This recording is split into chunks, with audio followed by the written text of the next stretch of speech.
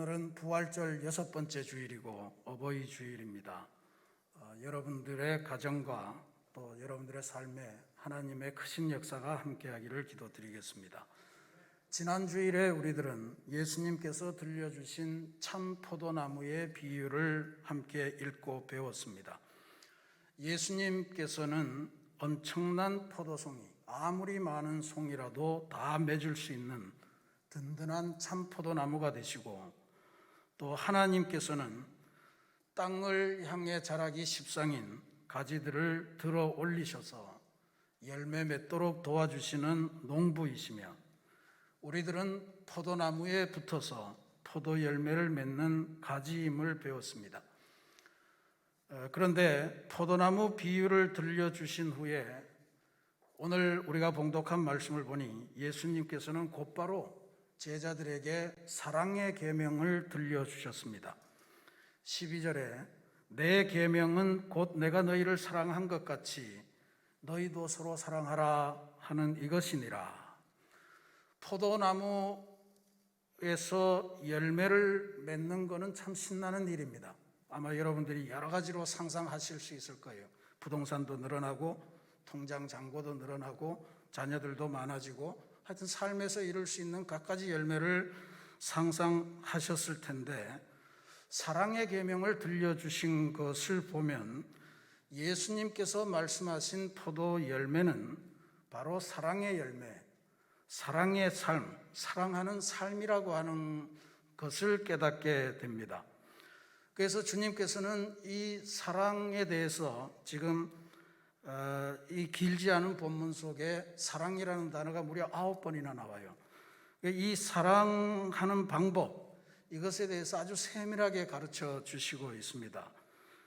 먼저 사랑을 어떻게 하느냐, 내가 너희를 어떻게 사랑하냐, 그것을 이렇게 말씀하세요. 아버지께서 나를 사랑하신 것 같이, 혹은 내가 너희를 사랑한 것 같이 너희도 서로 사랑하라. 그런 사랑의 방법을 가르쳐 주셨습니다. 주님께서 우리를 사랑하신 것 같이 우리가 서로 사랑하라는 말씀입니다. 그 전에 예수님은 어떻게 가르치셨냐 하면 구약 성경에 나오는 율법대로 가르치셨어요. 내 이웃을 네 자신과 같이 사랑해라. 그렇게 분명히 가르치셨는데 십자가를 지실 무렵쯤 되니까 갑자기 바꾸셨어요. 내가 너희를 사랑한 것 같이 너희도 서로 사랑하라. 그러면 주님이 우리를 어떻게 사랑하셨는가? 도대체 어떻게 어느 정도로 사랑하셨는가? 이것을 우리가 알 길이 없잖아요. 13절에 다시 부연 설명을 하십니다. 사람이 친구를 위하여 자기 목숨을 버리면 이보다 더 큰 사랑이 없나니. 그 사랑의 최고봉을 보여주신 거죠. 그리고 당신이 이 최고봉의 사랑을 직접 실천하겠다 하는 말씀을 주셨습니다.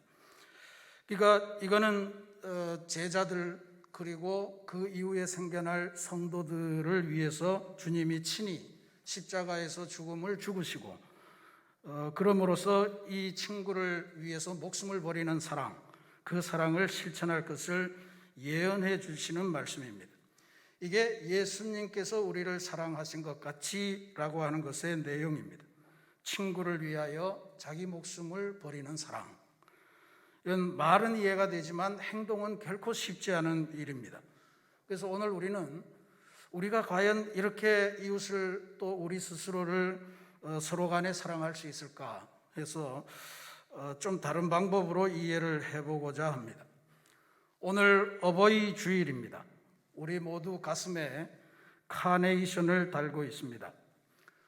부모님께서 다 돌아가신 분들은 하얀색 카네이션, 한 분이라도 살아계시면 붉은색 카네이션, 이게 우리 교회가 정한 법입니다. 근데 요즘 하얀색 카네이션을 만들지를 않나 봐요. 구할 수가 없어서 전부 다 붉은색 카네이션을 달았습니다. 근데 카네이션을 달 때 다시 한번 작년에 이어서 말씀드립니다. 중요한 거는 우리가 부모된 표시로 카네이션을 다는 게 아니에요.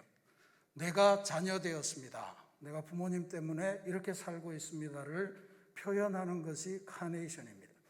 그러니까 여러분 부모님에게 카네이션을 달아드리는 거 좋은 일이지만 그게 본질은 아닙니다. 부모님들도 여러분들이 카네이션만 달아주는 거는 별로 좋아하지 않으실 거예요. 요즘 카네이션 안에 뭐 현금으로 카네이션을 만들어서 드리기도 하고 그런 여러 가지 방법이 있더라고요. 그렇게 하셔야 됩니다. 누구나가 다 부모가 될 수는 없지만 자녀가 아닌 분은 한 분도 계시지 않습니다. 그러니까 이 자리에 모든 분들이 다 카네이션을 달고 부모님의 사랑을 기억하고 부모님의 사랑에 감사하며 더 좋은 자녀로 그렇게 살아가겠노라고 서약하는 표시, 그게 우리 가슴에 매단 카네이션이다 라고 하는 것을 먼저 기억하셔야 됩니다. 우리가 교회에서 왜 이런 일을 하는가? 이건 우리 그리스도인들은 부모 경경, 이것을 도덕적인 명령으로만 듣는 것이 아니고 하나님께서 말씀하신 성서적인 명령으로 듣기 때문에 그렇습니다. 우리들이 십계명에서도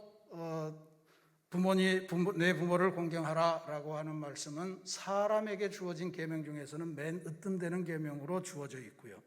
사도 바울도 내 부모를 이 땅에서 공경하라, 그리하면 너희들이 이 땅에서 장수하리라. 장수한다는 게 오래 산다는 뜻이 아닙니다. 장수한다는 것은 하나님의 복을 상징하는 표현이에요. 그러니까 이 땅에서 살 때 하나님의 복을 누리는 길, 그것은 부모님을 공경하는 것과 연결되어 있다, 이렇게 읽으시면 됩니다. 찰스 스펄전이라고 하는 18세기 영국의 유명한 설교가 목사님도 그런 고백을 한 적이 있어요. 하나님께서는 사람들에게 하나님의 사랑을 보여주시기 위해서 어머니를 창조하셨습니다. 그렇게 고백을 한 적이 있습니다. 오늘 우리들은 어버이 주일을 맞이해서 예수님의 그 한없는 사랑을 우리가 이해할 길이 별로 없으니까 우리들의 부모님들이 보여주시는 사랑의 일단 속에서 예수님의 사랑을 이해하면서 은혜 나누는 시간을 갖고자 합니다. 말씀드린 대로 오늘 이 본문 안에는 사랑이라는 단어가 무려 9번이나 쓰여 있습니다. 사랑의 방법도 여러 가지가 쓰여 있고요. 그리고 사랑의 강도, 수위도 친구를 위하여 목숨을 버릴 정도, 그렇게까지 나타내는데 오늘 이 전체적인 말씀 속에서 우리가 가장 기억해야 될 사랑의 핵심, 그것은 너희는 내 사랑 안에 거하라 라고 하는 것입니다. 즉 거하는 사랑, 이것이 모든 내가 너를 사랑한 것 같이, 그 다음에 아버지가 나를 사랑한 것 같이, 친구를 위하여 목숨을 버리고 이런 모든 것들을 다 합한 사랑의 핵심적인 개념이 바로 거하는 사랑이다 라고 하는 것을 기억하시면 됩니다. 9절 말씀에 아버지께서 나를 사랑하신 것 같이 나도 너희를 사랑하였으니 나의 사랑 안에 거하라. 지난 주일 예배 때 우리는 거한다는 의미를 배웠습니다. 텐트를 치고 머무른다 라고 하는 뜻으로 해석을 했죠. 이 거하는 사랑, 함께하는 사랑, 어쩌다 한 번의 사랑이 아니고 계속되는 사랑, 이 사랑의 개념을 가지고 세계적인 명절을 남긴 분이 계십니다. 바로 독일의 사회 철학자이고 사회 심리가인 에릭 프롬이라고 하는 분입니다. 이분은 1950년대에 사랑의 기술이라고 하는 아주 세계적인 책을 썼는데 우리나라에서는 한 80년대 저희들이 대학 다닐 때 열심히 봤던 책입니다. 그 책에서 프롬은 이런 이야기를 합니다. 사랑은 저절로 생겨나는 감정이 아니라 훈련에서 생기는 기술이다, 이렇게 표현을 해요. 사랑은 그렇기 때문에 받는 것이 아니고 주는 훈련을 하는 것이다, 이제 이런 표현이라든지, 그 다음에 사랑은 사람들이 서로 만나면 그냥 자연 발생적으로 생겨나는 것이 아니라 대상을 알고 대상을 공부하고 대상과 그래서 관계를 맺어가는 과정, 이것이 사랑의 핵심이다, 이렇게 주장을 합니다. 그래서 의사들이 의술을 배우고 기술자들이 기술을 배우듯이 사랑하는 사람이 되기 위해서는 사랑의 기술을 배워야 한다 하는 것이 이분의 요지입니다. 이분은 유명한 말 한마디를 남기는데 사랑은 빠지는 것이 아니라 머무는 것입니다, 이런 말씀을 해요. 사랑에 빠진다, 이게 보통 우리가 알고 있는 사랑의 개념입니다. 근데 이분 굉장히 이 사랑에 빠지는 사랑, 이걸 안 좋아해요. 사랑에 빠지는 것을 영어로 falling in love, 사랑 속에 떨어진다, 이런 뜻이거든요. 그러니까 이게 정신 못 차리는 사랑이고 감정이 동기가 되어서 내가 상대방의 사랑을 얻기 위해서 노력하는 수준을 바로 빠지는 사랑이다, 이렇게 표현을 합니다. 그래서 상대방의 사랑을 얻어내기 위해서 여러 가지로 사람들이 노력합니다. 남자들은 근육도 만들고 여자들은 더 이뻐지기 위해서 뭐 하고 공사도 하고 막 이러죠. 근데 그런 속에서 열심히 하는데 기본적인 동기가 이기적이기 때문에 빠지는 사랑은 지속적이지 않다. 빠지는 사랑으로 한평생 갈 수 없다라고 하는 것이 프롬의 지적이고, 우리는 이게 프롬의 지적이 아니더라도 이미 경험을 통해서 알고 있습니다. 그래서 만약에 사랑을 얻으려고 하는 동기가 충족이 되면 이 빠지는 사랑은 급격하게 냉각되고 사라집니다. 흔히들 하는 말로 잡은 물고기에게 먹이를 주지 않는다, 뭐 이런 말을 쓰는데 그런 비슷한 경우가 아닐까, 이런 생각을 해봅니다. 늘 갈증에 시달리고, 그리고 그 갈증을 채우기 위해서 애쓰고 노력하지만 일단 충족이 되면 곧바로 식어버리는 사랑, 그것이 바로 falling in love, 사랑에 빠지는 사랑이다, 이렇게 표현을 합니다. 사람이 사랑하는 일에 있어서 사랑에 빠지는 단계가 없을 수는 없지만 계속 사랑에 빠지는 그 사랑만 추구하다가는 인생은 망하게 된다는 이야기죠. 그래서 프롬이 주장하는 것이 머무는 사랑, 거하는 사랑이 필요하다, 이렇게 주장을 하는 겁니다. 머무는 사랑, 거하는 사랑을 영어로 표현하면 abiding love, 이렇게 표현할 수 있습니다. abiding이라고 하는 것은 옆에 같이 머문다, 같이 있다, 들어앉아 산다, 이런 뜻을 가지고 있는, 일상생활에서는 잘 안 쓰는 말입니다.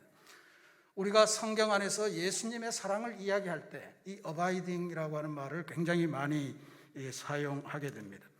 가장 좋은 예는 포도나무와 가지 사이에 맺는 사랑의 관계, 그게 abiding love입니다. 왜냐하면 포도나무는 가지가 붙어 있으면 계속해서 그 가지에게 영양분을 주어서 열매를 맺도록 그렇게 하는 것이 포도나무의 일입니다.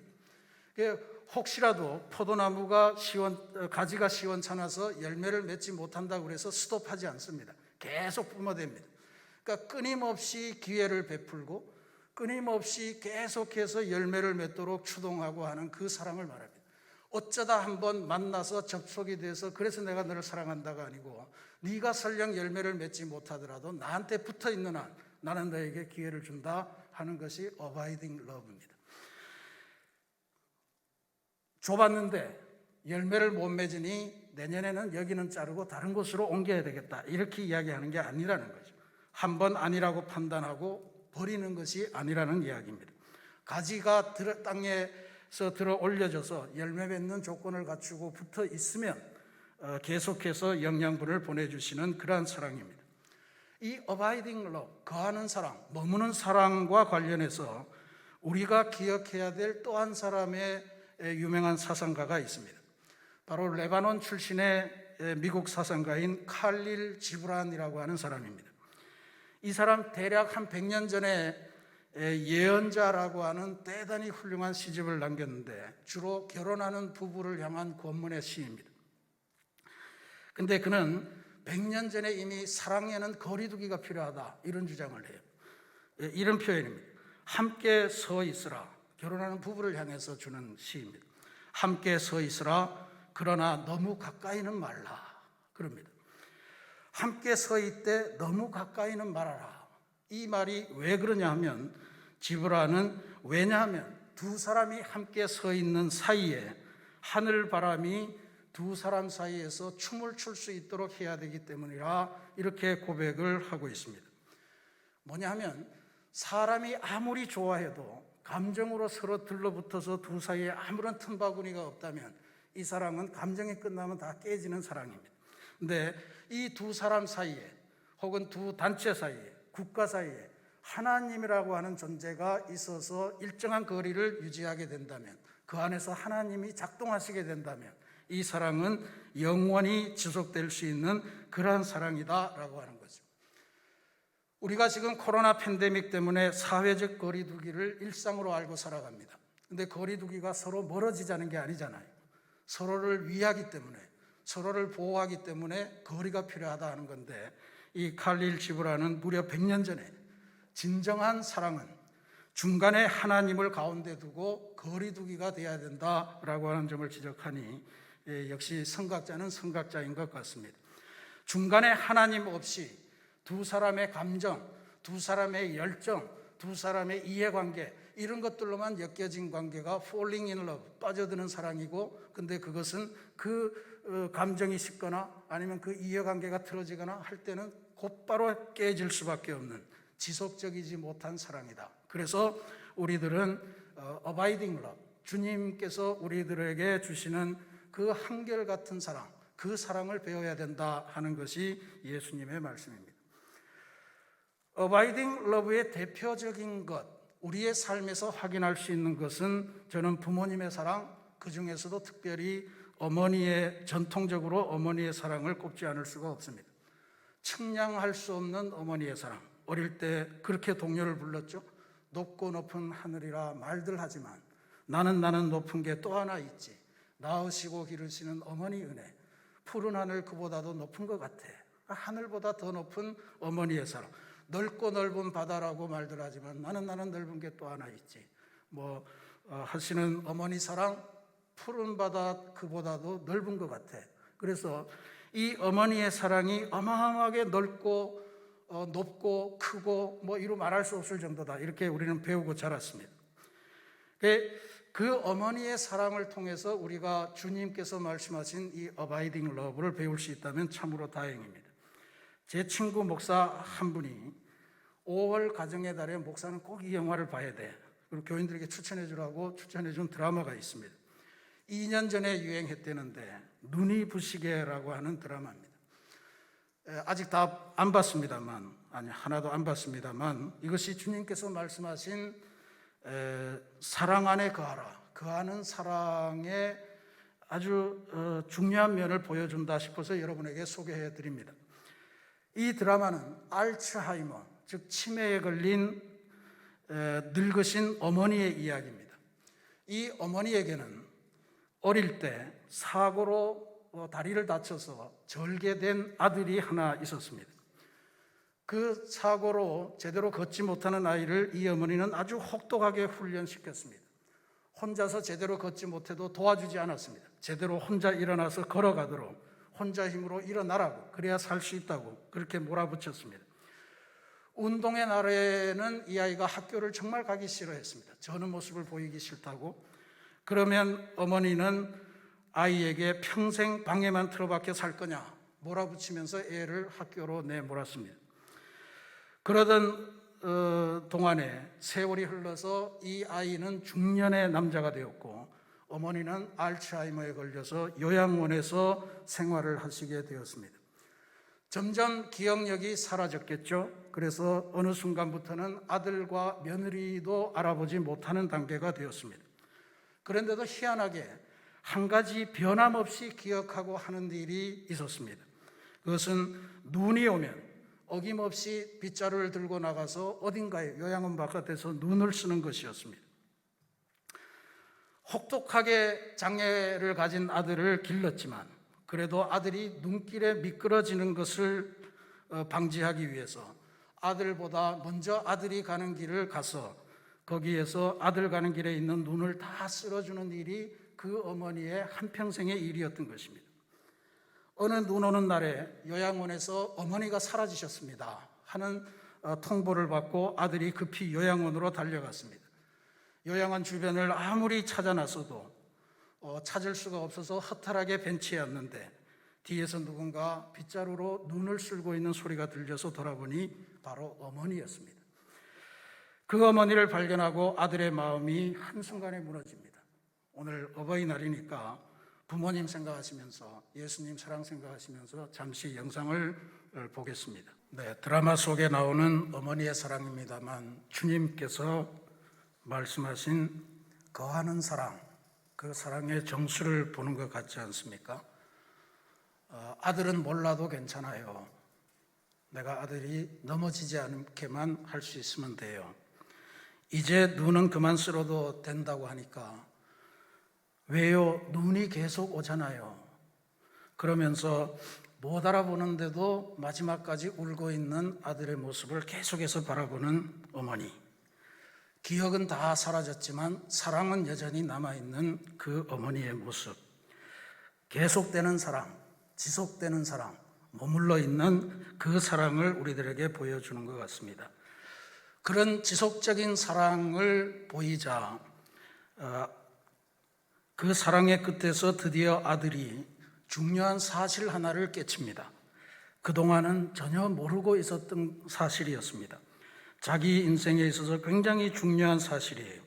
눈 오는 날이 굉장히 많았는데 왜 자기는 자기 앞에 걸어가는 길에는 눈이 없었을까 하는 것을 그제서야 깨닫게 된 거죠. 그때마다 자기는 눈이 깨끗하게 치워진 길을 다녔는데 그냥 그러려니 하고 다녔는데 그게 다 어머니의 사랑 때문이었다. 지금 내가 살아있는 것도 어머니의 사랑 때문이다. 끊임없는 사랑의 행동을 하니까 자녀가 어머니의 사랑의 진면목을 깨닫는 경지에 도달하게 되는 것입니다. 주님께서는 우리를 사랑하시면서 우리를 친구로 인정하시고 사랑하신다, 그렇게 말씀하셨습니다. 그래서 사람이 친구를 위하여 목숨을 버리면 그보다 더 큰 사랑이 없나니, 우리는 주님이 우리를 위해서 목숨 버린 사랑은 대단히 중요하고 감사하게 생각하지만 주님께서 우리를 친구로 여기셨기 때문에 목숨을 버리셨다는 사실은 주목하지 않습니다. 주님은 이런 말로 해석을 해주세요. 너희는 내가 명하는 대로 행하면 곧 나의 친구라.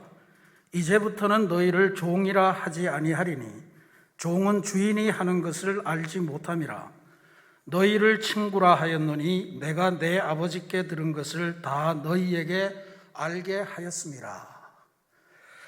친구를 위하여 목숨을 버리는 사랑, 그것의 궁극적인 목적은 우리가 그냥 사랑받는 존재가 되는 기쁨을 주려고 한 것이 아니고 하나님의 일을 다 알게 하려는 주님의 목적이 있었다는 것을 깨치게 됩니다. 사실 여기 제자들도 오늘 우리들도 원래의 관계로 따지면 예수님에게는 종된 존재들입니다. 근데 종이었던 우리들을 주님께서 친구라고 칭해 주시고 인정해 주시고 너는 내 목숨을 던져서라도 사랑할 만한 그러한 자격을 가진 친구야. 내가 이것을 너희에게 행하는 것은 너는 이제부터 이 땅에서 하나님의 일을 온전히 알고 그 뜻을 따라 살아가야 돼 라고 하는 것을 알려주기 위함이라는 것을 알게 됩니다. 종은 주인이 하는 것을 알지 못함이라. 너희를 친구라 하였노니 내가 내 아버지께 들은 것을 다 너희에게 알게 하였음이라. 종이라고 하는 것, 그것은 다 시키는 일만 간신히 하잖아요. 억지로 하잖아요.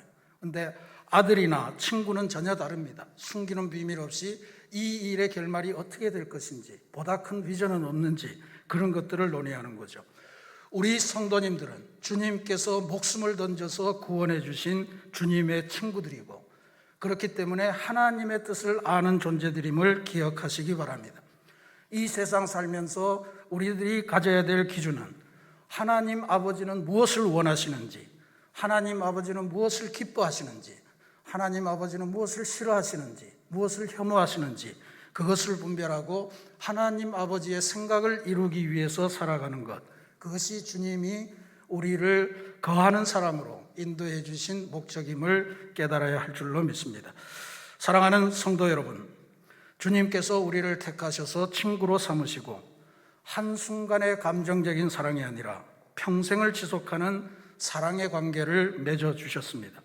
그리고 더 중요한 거는요, 이것은 전적으로 주님의 선택이었다는 사실입니다.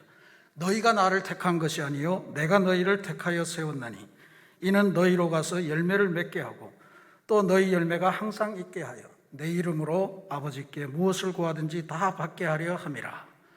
주님께서 택하셨다는 말이 중요합니다. 우리가 주님을 택한다면 우리는 얼마나 변덕스러워요. 얼마나 이기적이에요. 조금만 사랑이 안 온다 싶으면 금방 마음을 닫아버리잖아요. 근데 이 사랑을 유지하고 완성하고 이끌고 가시는 이가 예수님이시기 때문에 예수님은 우리가 가지에 포도나무에 붙어 있는 한 끊임없이 사랑을 베푸시고 열매 맺게 하시고 기도하는 것을 다 이루어 주시게 하신다라고 하는 그런 약속을 주신 것입니다. 성도의 사랑의 핵심, 성도가 받는 사랑의 핵심, 성도가 나누는 사랑의 핵심은 하나님의 일을 알게 하는 것, 즉 그리스도의 사랑, 그리스도의 복음을 이웃들에게 나눠주는 일임을 기억하시기 바랍니다. 다시 한번 주님께서 생명을 버리시면서까지 우리를 사랑하심을 통해 우리는 새로운 삶을 얻었습니다. 이제 우리도 우리들의 이웃, 우리들의 친구들을 향해서 주님의 사랑을 실천하고 또 이 땅에서 하나님의 사랑을 보여주신 부모님의 사랑에 감사하며 우리 또한 하나님의 사랑을 가득 채운 그러한 부모로서, 영적인 부모로서 살아가는 그러한 아름다운 성도들이 다 되시기를, 또 그런 아름다운 가정이 다 되시기를 주님의 이름으로 축원합니다. 같이 기도하겠습니다.